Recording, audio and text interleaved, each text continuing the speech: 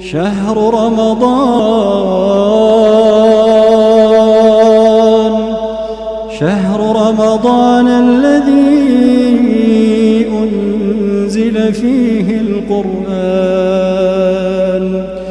هدى للناس وبينات من الهدى والفرقان فمن شهد منكم الشهر فليصمه ومن كان مريضا أو على سفر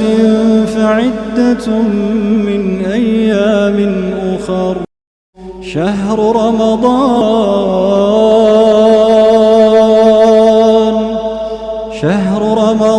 الذي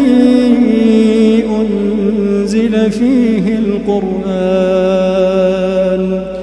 هدى للناس وبينات من الهدى والفرقان فمن شهد منكم الشهر فليصمه ومن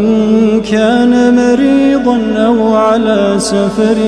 فعدة من أيام أخر